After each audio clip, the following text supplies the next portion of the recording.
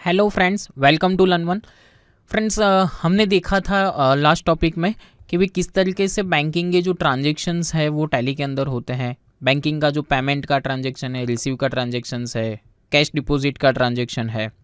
ठीक है, ठीक है। तो ये जो था कि हमने लास्ट टॉपिक के अंदर देखा था। आज हम देखेंगे बैंकिंग के ऐसे ट्रांजेक्शन्स के जो हमारी रूटीन लाइफ के अंदर होते हैं। ठीक है, होते हैं कि किस तरीके से ये ट्रांजेक्शन हमें उसको मैनेज करना होता है, किस तरीके से ऐसे ट्रांजेक्शन जो है वो आप बैंकिंग में लोगे। ठीक है, नॉर्मल जो है कि भाई हमारे ये सारे ट्रांजेक्शन जो है कभी कभी यूज़ हो रहे हैं, तो बिजनेस के अंदर आपको किस तरीके से ये ट्रांजेक्शन्स करने होते हैं।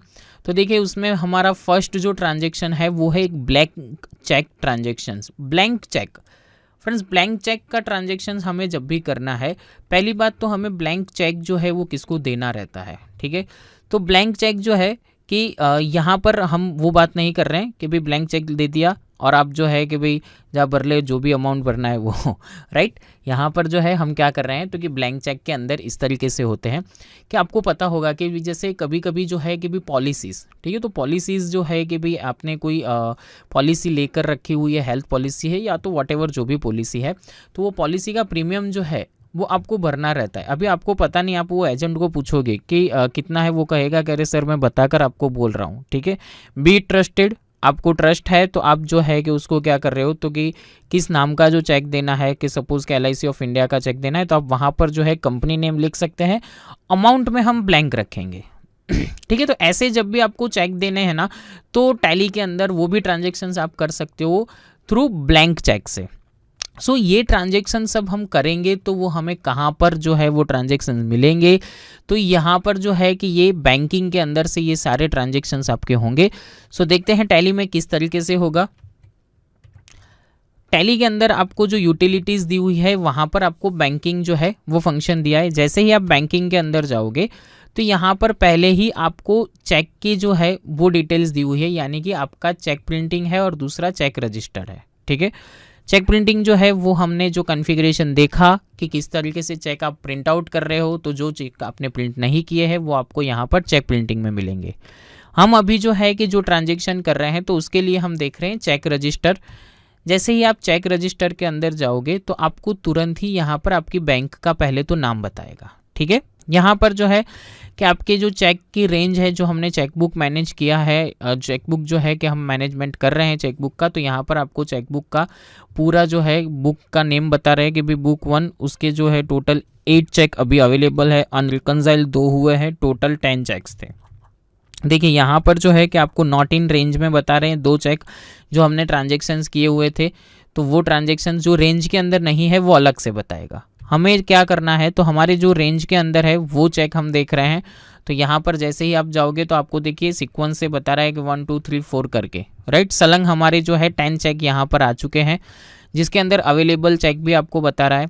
अभी जो है हमें क्या करना है, तो हमें जो है कि पहले ब्लैंक चेक का ट्रांजेक्शन करना है। तो देखिए ब्लैंक चेक में आप कौन सा चेक दे रहे हो, तो हमने चेकबुक में से तो चेक दे दिया ब्लैंक एक। ठीक है, या तो आपने टैली के अंदर पहले ट्रांजेक्शन्स करके देना है, हमें उस पर पार्टी का नेम भी लिखना है। तो आप क्या करोगे, तो आप यहाँ पर जो आपको चेक नंबर दिख रहा है उस पर हमें पहले क्या करना है, तो उसको सिलेक्ट करना है। स्पेस बार से हम सिलेक्ट करेंगे जो भी चेक हम दे रहे हैं उसको। सिलेक्ट करने के बाद आपको जो है यहाँ पर ऑप्शन दिया हुआ है अल्टर स्टेटस। ठीक है, जैसे ही अल्टर स्टेटस पर जाओगे तो आपको यहाँ पर 2 ऑप्शन आ रहे हैं, एक आ रहा है ब्लैंक चेक और दूसरा आ रहा है कैंसिल चेक। पहले हम ब्लैंक चेक पर करेंगे। देखिए जैसे ही मैंने ब्लैंक चेक दिया तो यहाँ पर आपको एरर नहीं बट एक मैसेज दे रहे हैं कि भाई ये जो है कि आप अलाउ करना रहेगा आपको 0 वैल्यू ट्रांजेक्शन, यानी कि पेमेंट के अंदर, पेमेंट की वाउचर टाइप पे आपको 0 वैल्यू ट्रांजेक्शन एनेबल करना रहेगा। क्यों? बिकॉज ऑफ कि आप जो है वो ब्लैंक चेक दे रहे हो, अंदर कोई अमाउंट थोड़ी ना लिख रहे हो। हमें क्या करना है, सिर्फ ब्लैंक चेक देना है, अमाउंट वहाँ पर जो है कि मेंशन नहीं करना है चेक में। तो यहाँ पर हम जो है कि क्या करेंगे, तो एक ब्लैंक चेक जो है वो दे रहे हैं। उसके लिए आपको यहाँ पर कहा है कि पर्टिकुलर वाउचर टाइप के अंदर, पेमेंट की वाउचर टाइप में 0 वैल्यू यस करना है। यहाँ पर हम एक सिंगल एस्केप देंगे। डायरेक्ट आपको यहाँ से वाउचर टाइप में जाना है तो क्या करना है, देखिए एस्केप दे के बाहर आओ और फिर वो प्रोसेस करो, वो नहीं करना है। यहाँ से डायरेक्टली गो टू के अंदर जाइए, अल्टर जी, क्या करना है आपको, मास्टर अल्टर करना है। क्या करना है उसमें, वाउचर टाइप पे आ जाइए, पेमेंट में जाना है, पेमेंट। यहाँ पर आपको ऑप्शन दिया हुआ है एलो जीरो वैल्यू ट्रांजेक्शन। जैसे ही ये यस करके कंट्रोल ए से सेव करोगे, ठीक है, एस्केप दोगे, करने के बाद हम देंगे अल्टर एस और यहाँ पर लेंगे ब्लैंक चेक। देखिए, तो जैसे ही ब्लैंक चेक मैंने लिया, स्टेटस वहाँ पर अपडेट किया, तुरंत ही यहाँ पर आ गया ब्लैंक चेक। अभी जो है ये आप ब्लैंक चेक आप किसको देना चाह रहे हो, तो जिसी को भी आपको ब्लैंक चेक प्रोवाइड करना है उसका लेजर यहाँ पर लेना है। सपोज़ कि मैं ले रहा हूँ LIC इंडिया लिमिटेड, ठीक है। तो आप जो भी चेक पर नेम लिखना चाह रहे हैं तो यहाँ पर आप लिख दोगे, ठीक है। ये हम जो है कैप्स में लिख रहे हैं LIC इंडिया लिमिटेड, और यहाँ पर मुझे लेना रहेगा क्रेडिटर्स, ठीक है। देखिए, जैसे ही आप सेव करोगे तुरंत ही 3rd नंबर का चेक, फेवरिंग नेम, वो सब उसने ले लिया है। और अब जो है वो आपको एक्सेप्ट करोगे, प्रीव्यू में जाओगे तो आपको यहाँ पर इस तरीके से आप ब्लैंक चेक जो है वो दे सकते हो, ठीक है। यानी कि ब्लैंक चेक जब भी आपको देना है तो आपको क्या करना होगा कि कॉन्फ़िगरेशन जो आप कर रहे हो, जो चेक को सिलेक्ट कर रहे हो, उसके बाद जब भी आप जा रहे हो तो पर्टिकुलर जीरो वैल्यू वाला जो है पेमेंट के अंदर वो ऑप्शन आपको वाउचर टाइप में यस करना रहता है, जो हमने गो टू थ्रू जो हमने देखा वो, ठीक है। यस करने के बाद उसको प्रॉपरली सेव करना है। यहाँ पर जो हमने देखा था कि मेरे से हुआ नहीं था प्रॉपर सेव, यानी कि एस्केप हो गया था, तो फिर से मैंने उसको जो है कि रिसेट किया, यानी कि फिर से उसको एक बार सेव कर लिया।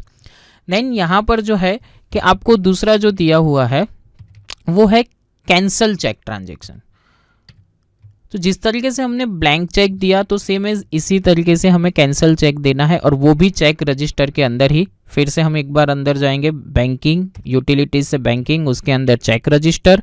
यहाँ पर आपको बैंक जो बता रहा है, बैंक के अंदर भी आपको पर्टिकुलर यहाँ पर बुक, ये हमारी बुक के अंदर चेक बुक रजिस्टर के अंदर सिलेक्ट करेंगे अल्टर एस और यहाँ पर देंगे कैंसल चेक।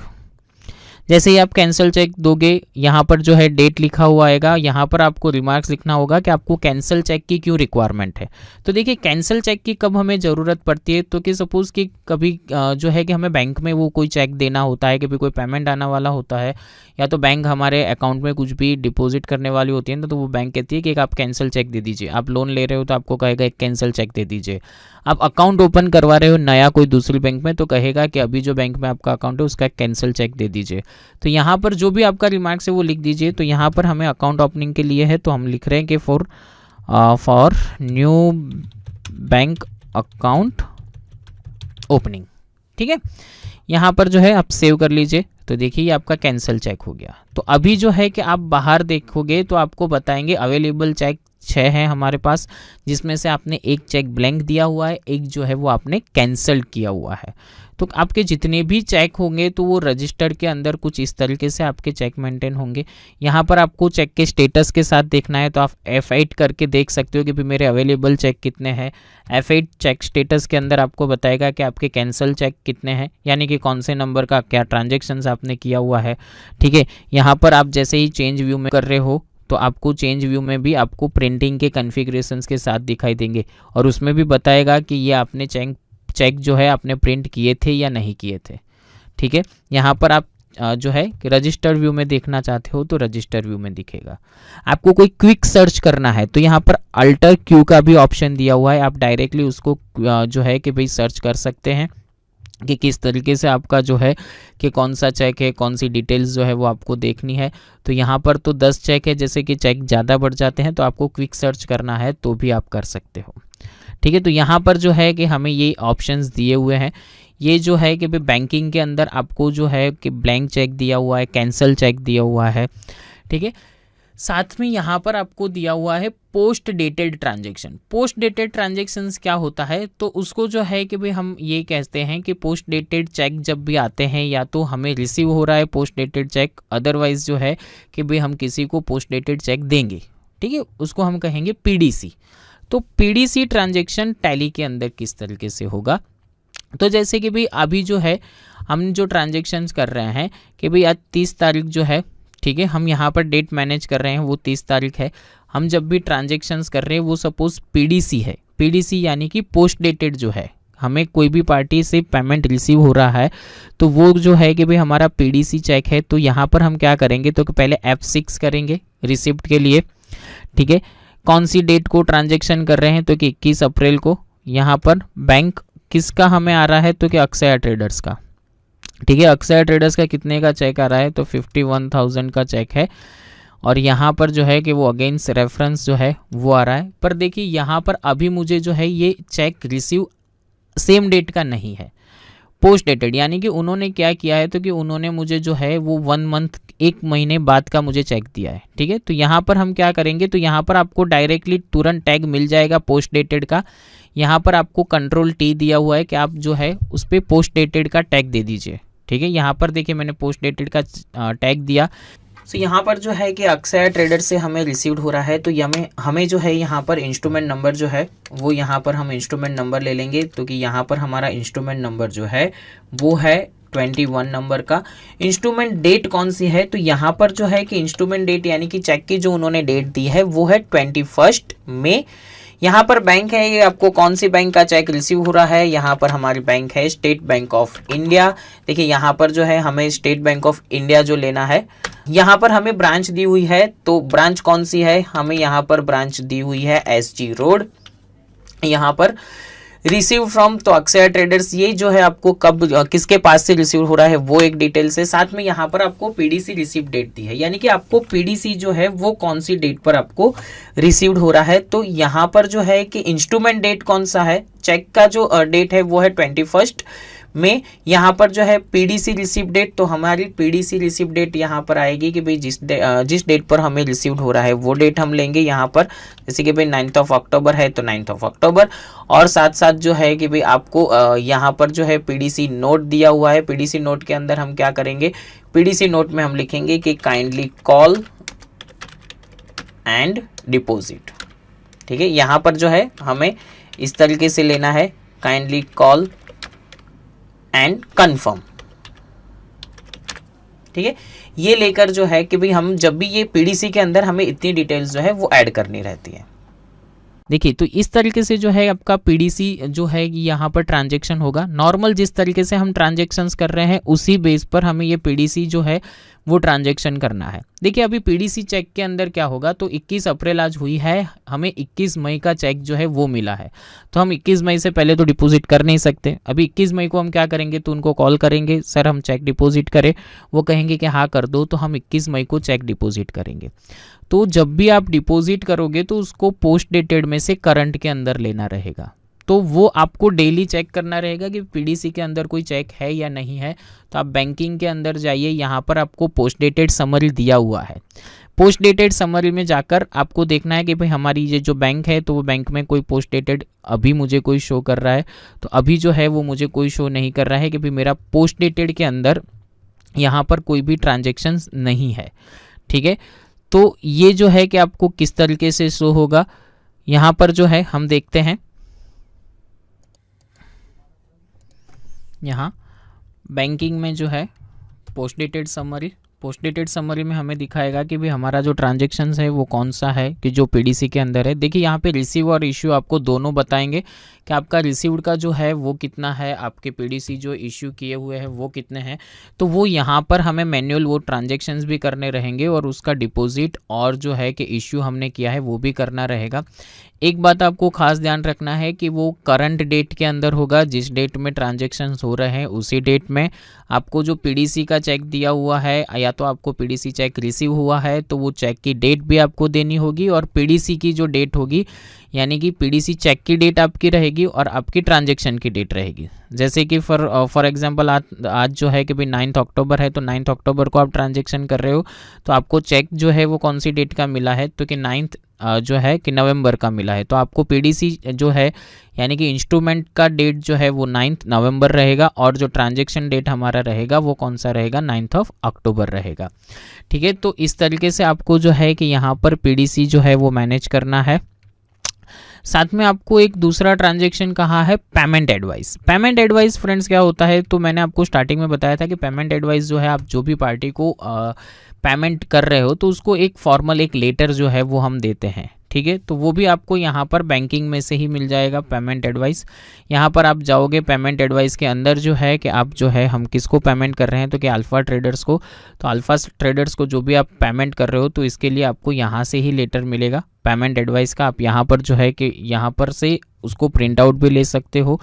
आप जैसे ही यहाँ पर जो है कि भाई ट्रांजेक्शन्स पर जाओगे, उसको सेट करोगे, यानी कि जो है कि भाई हम उसको सिलेक्ट करेंगे।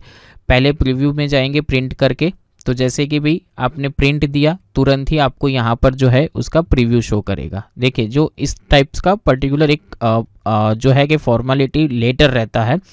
हम जो है कि भी पेमेंट कर रहे हैं तो यहाँ पर उसकी डिटेल्स आती है भी आपको ये बिल्स के अगेंस्ट में हम ये चेक का जो है वो पेमेंट कर रहे हैं।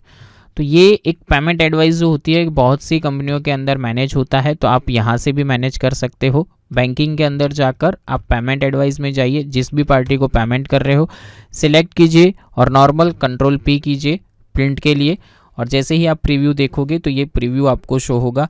यहाँ से आप प्रिंट दोगे तो आपको प्रिंट भी मिलेगा, ठीक है। आपको ये जो है फंक्शनलिटी यहाँ पर पेमेंट एडवाइस की मिलेगी।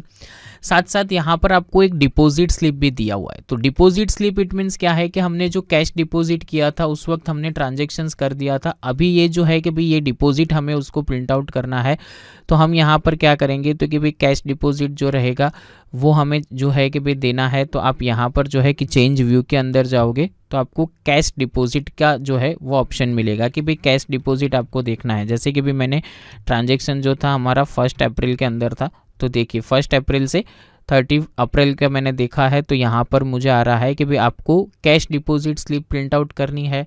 अभी तक आपने प्रिंट नहीं की है, देखिए प्रिंटेड के अंदर नो लिखा हुआ आ रहा है। आपको प्रिंट करना है तो आप सिलेक्ट कीजिए और कंट्रोल पी, ठीक है। यहाँ पर प्रीव्यू में जाइए तो प्रीव्यू में आपको सारी डिटेल्स आ जाएगी। ये जो है ये कैश डिपॉजिट स्लिप है, हम जो कैश डिपॉजिट कर रहे हैं वो बैंक के अंदर आप ले जाकर इसको दोगे तो ये वैलिड है। यहाँ पर देखिए लिखा हुआ है फर्स्ट में ऊपर जो कॉपी है वो एक बैंकर्स की कॉपी रहती है और दूसरी कस्टमर कॉपी रहती है, ठीक है। यानी कि एक कॉपी जो है वो बैंकर के पास जाएगी, एक कॉपी हमारे पास रहने वाली है। सेम एज यही चीज़ जो है कि आपको चेक के लिए भी होती है कि भाई चेक जब भी आपको डिपॉजिट करना है उसके लिए आपको देखना है।